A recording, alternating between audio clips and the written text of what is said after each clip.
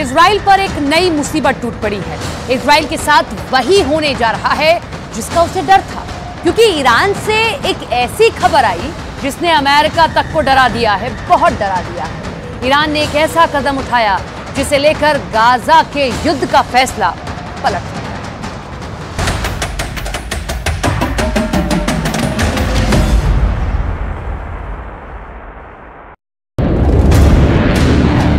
Iran का बम फटेगा तो Israel ऐसे काउंटर करेगा।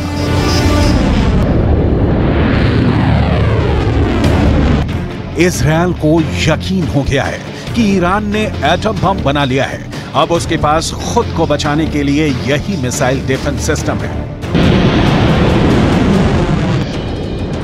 ये है इजराइल का एरो मिसाइल डिफेंस सिस्टम। ये हमेशा तभी एक्टिव होता है जब इजराइल पर लॉन्ग रेंज मिसाइल से हमला होता है।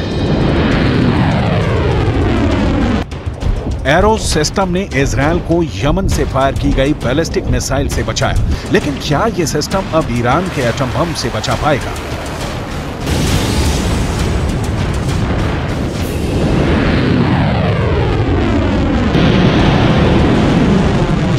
क्योंकि ईरान को लेकर खबर बहुत खतरनाक है और इसका सबसे बड़ा खतरा इजराइल को सता रहा है। पूरे इजराइल में परमाणु बम का सायरन बजने लगा है, चाहे वो राजधानी तेल अवीव हो या फिर हाइफा या फिर कोई और इजरायली शहर। इस वक्त हमास के रॉकेट से ज्यादा खौफ ईरान की मिसाइल का है,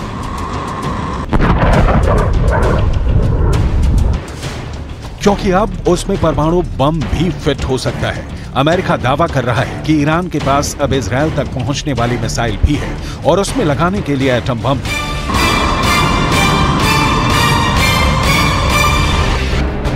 ईरान के परमाणु ठिकानों को लेकर IAEA यानी अंतर्राष्ट्रीय परमाणु ऊर्जा एजेंसी की एक बहुत ही सीक्रेट रिपोर्ट ने इजराइल और अमेरिका को बहुत ज्यादा डरा दिया है। IAEA की सीक्रेट रिपोर्ट में दावा किया गया है कि ईरान ने 60% तक संवर्धित यूरेनियम इकट्ठा कर लिया है। अब कहा जा रहा है कि बहुत जल्दी ईरान इससे 3 एटम बम बना सकता है। ईरान का यूरेनियम का स्टॉक 6 किलो 700 ग्राम से बढ़कर 128 किलो तक पहुंच गया है।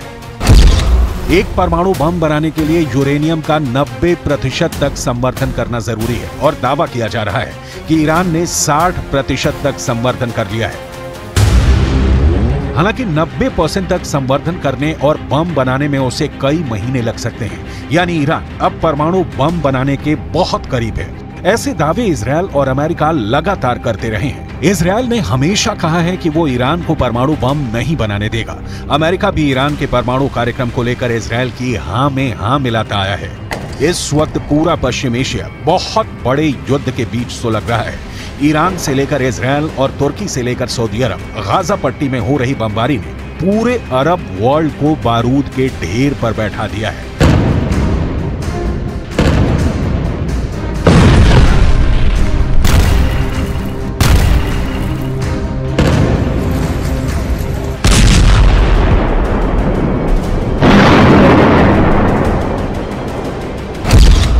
अब परमाणु बम को लेकर ईरान वाले खतरे ने इजराइल और अमेरिका का डर वाला मीटर रेड लेवल पर ले आया है। इस कांटे पर इतना प्रेशर है कि ये कभी भी वर्ल्ड वॉर बनकर टूट सकता है, क्योंकि ईरान कह चुका है कि उसके पास ऐसी मिसाइल है जो लॉन्च होने के 400 सेकंड के अंदर इजराइल पर जाकर तबाही मचा सकती है।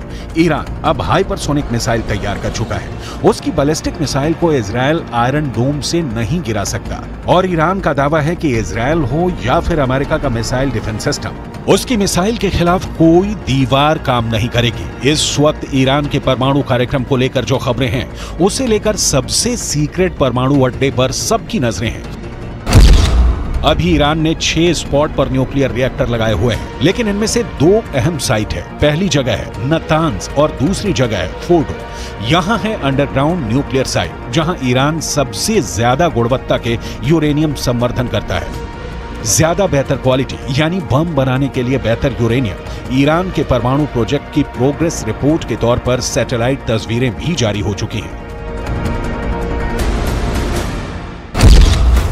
ये नातांज न्यूक्लियर साइट की 2002 की तस्वीर है। 2002 से 2020 तक इस साइट का ईरान ने बहुत विस्तार किया है। वहीं फोर्डो वाले न्यूक्लियर साइट की पहली सैटेलाइट तस्वीर 2009 में सामने आई थी। यहाँ भी 2002 से 2020 तक ईरान ने काफी काम आगे बढ़ाया है।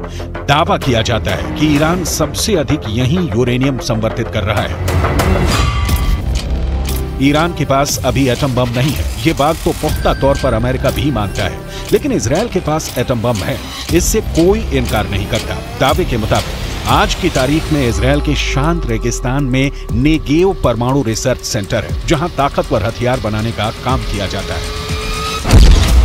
Stockholm International Peace Research Institute के मुताबिक इजराइल के पास करीब 90 परमाणु बम हैं, जो पूरे पश्चिम एशिया को पिघली हुई रेत में तब्दील कर सकते हैं।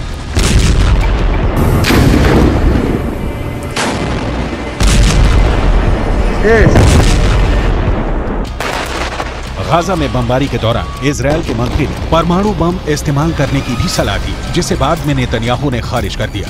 लेकिन इसी बयान से साफ हो जाता है कि इजराइल जिस बम को छुपाने की कोशिश कर रहा है, वो भी दुनिया के लिए बड़ी तबाही की वजह बन सकता है। और अब ईरान के परमाणु कार्यक्रम को लेकर ये दुश्मनी और खतरनाक हो जाती है। İsrail, sende atom bombası, nükleer bomba var ve bununla tehdit ediyorsun. Bunları biz biliyoruz. Ve artık ecelin geliyor. İstediğin kadar nükleer bombaya sahip ol. Israel और ईरान एक दूसरे के सबसे बड़े दुश्मन हैं। दोनों ही एक दूसरे को मिटाने की धमकियां देते हैं। Any threat to use nuclear weapons is inadmissible. This further illustrates the urgency and imperative to achieve the objective of a Middle East zone free of nuclear weapons and other weapons of mass destruction. Israel को लेकर Iran बहुत आक्रामक रहा है और उसे नक्शे से मिटाने की बात भी करता रहा है। यही हाल इजराइल का है, जिसके नेताओं ने भी परमाणु धमकियां देनी शुरू कर दी है। गाजा में युद्ध के बीच अब वर्ल्ड वॉर का खतरा लगातार बना हुआ है, जिसमें इजराइल और ईरान दो बड़े कैंप बनकर उभर सकते हैं। वैसे रूस और यूक्रेन के युद्ध की वजह से ईरान की ताकत का डंका पूरी दुनिया में पहले ही बज चुका है। ईरान के ड्रोन पूरी दुनिया में मशहूर हो चुके हैं और अब उसकी मिसाइल टेक्नोलॉजी को भी ईरान और इजराइल अपने लिए बहुत बड़ा खतरा मानते हैं।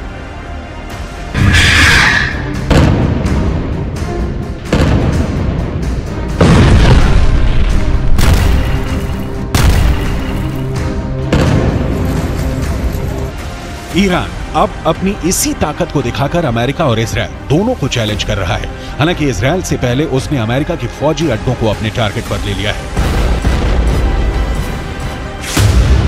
ईरान के आसपास अमेरिकी सेना के कई मिलिट्री बेस हैं और इनमें कुल 40,000 से ज्यादा अमेरिकी सैनिक तैनात हैं। इसमें कुवैत में 10 सैन्य अड्डे हैं और यहाँ अमेरिका के 13,000 से ज्यादा सैनिक हैं। बहरीन में अमेरिका ने 12 अड्डे बनाए हैं और यहाँ उसके 3,700 से ज्यादा फौजी तैनात हैं। सऊदी अरब में अमेरिका के 10 मिलिट्री बेस हैं, यहाँ 3,000 अमेरिकी सैनिक तैनात हैं। ओमान में अमेरिका के 6 अड्डे हैं, यहाँ उसके 600 सैनिक तैनात हैं। संयुक्त अरब अमीरात में अमेरिका के 3 अड्डे हैं और यहाँ उसके 5,000 सैनिक तैनात हैं। कतर में अमेरिका का सबसे बड़ा मिलिट्री बेस है और यहाँ 13,000 अमेरिकी सैनिक रखे गए हैं। ये वो देश हैं जहाँ से ईरान बहुत ज्यादा करीब है। यही वजह है कि ईरान अब अमेरिका को इस इलाके में बर्दाश्त नहीं करना चाहता, क्योंकि उसे लगता है कि अमेरिका इन्हीं अड्डों से उस पर नजर रखता है और यहीं से वो कभी भी ईरान के न्यूक्लियर अड्डों पर हमला कर सकता है। ऐसा इसलिए क्योंकि खाड़ी देशों में अमेरिका के जितने भी अड्डे हैं, वहां उसके बहुत ही खतरनाक हथियार तैनात रहते हैं। यहाँ अमेरिका का F-16 भी है, F-15 भी है, F-18 भी तैनात है और मौके मौके पर F-22 और F-35 जैसे स्टेल्थ फाइटर भी अमेरिका यहाँ तैनात करता रहता है। इसमें ईरान के लिए सबसे बड़ा खतरा है कतर का अल उदैद एयरबेस, जो पूरे पश्चिम एशिया में अमेरिका का सबसे बड़ा मिलिट्री बेस है। यहाँ अमेरिका के अलावा ब्रिटेन के रॉयल एयरफोर्स भी तैनात है। दोनों देशों के यहाँ करीब 150 फाइटर जेट और बाकी विमान और ड्रोन तैनात रहते हैं। यहीं से अमेरिका पूरे पश्चिम एशिया पर नजर रखता है। यही वजह है कि ईरान ने अब अमेरिका को वार्निंग देनी शुरू कर दी है और इस बार अमेरिका ईरान की धमकियों को हल्के में नहीं ले सकता। ईरान की फोर्स इस वक्त बहुत ज्यादा एक्टिव है। फारस की खाड़ी से लेकर अरब सागर तक जितना भी इलाका है, यहाँ ईरान का खास दबदबा रहता है। अमेरिका की नौसेना यहाँ तैनात रहती है, लेकिन ईरान पर नजरें रखना और किसी भी वक्त युद्ध के लिए तैयार रहना उसके लिए जरूरी हो गया है।